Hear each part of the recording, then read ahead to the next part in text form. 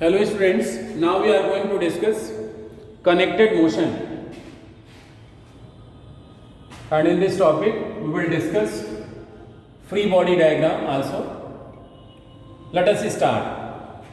Connected motion में हमने एक लाइट पुली ली हुई है और इसके ऊपर एक लाइट स्ट्रिंग इस तरह से लगाया हुआ हमने। इसके दोनों एंड पॉइंट्स पे हमने दो बॉडीज अटैच किए हुए हैं जिनके मासेस m1 m2 हैं।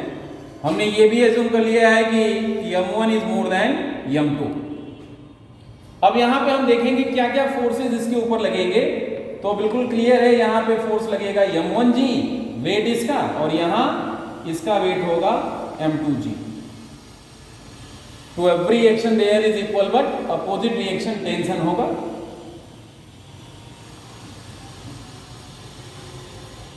यहाँ टेंशन T होगा, और ये लाइट स्ट्रिंग है और एक ही स्ट्रिंग है, तो दोनों में टेंशन T हो। अगर ये पूरा का पूरा सिस्टम रेस्ट में रहता तो कंडीशन अलग होती, लेकिन हमको पता है कि m1 की वैल्यू m2 से ज्यादा है, यानी ये बॉडी नीचे की तरफ आएगी और ये बॉडी ऊपर की तरफ जाएगी। हम ये एज्यूम कर रहे हैं कि यहाँ एक्सेलरेशन a है और यहाँ एक्सेलरेशन बिल्कुल आइडेंटिकल होगा, क्योंकि जिस एक्सेलरेशन से m1 नीचे जाएगा ठीक उसी एक्सेलरेशन से m2 ऊपर जाएगा। ये टेंशन आइडेंटिकल तभी होगा जब ये स्ट्रिंग लाइट आपने ली हुई हो। तो अब हम जो है डिस्कस करेंगे free body diagram. Free body diagram क्या है? What is free body diagram? The diagram in which all the forces acting on the body are represented simultaneously with proper direction.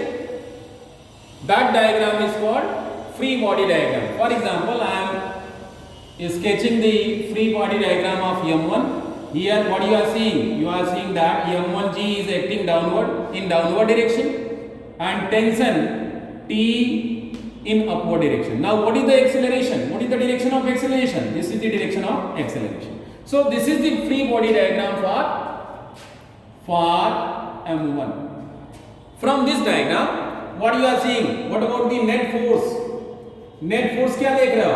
Net force is equal to downward force minus upward force, and net force is equal to mass into acceleration.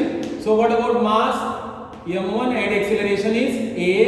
This is equal to m1g minus t. Actually this is equation number first. ये formula हमको मिल गया, ये equation हमको मिल गया। Now come to fbd of what? m2 और fbd for m2। m2 के लिए fbd बनाएंगे तो हम देखेंगे कि m2 पे जो फोर्सेस लग रहे हैं m2g, इसका वेट हो गया और टेंशन ये हो गया T। तो नेट फोर्स क्या होगा? What is the direction of acceleration? This is the direction of acceleration, upward sense में है। नेट फोर्स क्या हो जाएगा? Net force is equal to upward force minus, upward direction में जा रहा है इसलिए T में से m2g माइनस कर लेंगे, और net force is equal to mass into acceleration m2a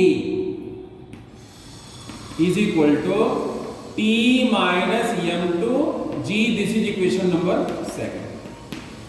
अब क्या करना है हमको? टेंशन भी फाइंड करना है, एक्सीलरेशन भी फाइंड करना है, तो 1 और 2 ऐड कर दीजिए। Adding equation 1 with 2, what you can write? Left hand side में उसमें m1a है और इसमें m2a है, प्लस m2a, और वहां माइनस t है और इसमें प्लस t है, दोनों कैंसिल हो जाएंगे। m1g minus m2g, m1g minus m2g।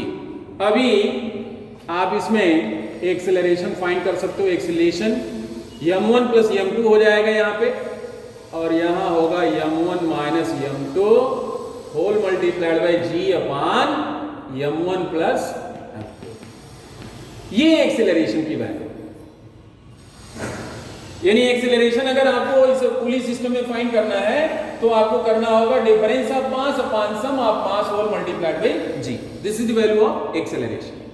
अब ये किसी भी एक इक्वेशन में आप प्लेस कर दीजिए, आपको टेंशन की वैल्यू मिल जाएगी। So from first from first से t की वैल्यू क्या हो जाएगी, t is equal to m1g minus m1a, m1g minus m1a, and this will be what, m1g minus m1a, a means difference of mass upon sum of mass whole multiplied by g। आप इसमें देखिए m1g दोनों में common मिल जाएगा, m1g common ले लीजिए, this will B 1 minus m1 minus m2 upon m1 plus m2, cross multiplication करोगे तो ये हो जाएगा m1 plus m2 minus m1 plus m2, minus m1 plus m1 से कैंसिल हो जाएगा और m2 प्लस m2 2m2 मिल जाएगा, यानी हम लिख पाएंगे 2m1 m2g upon m1 plus m2।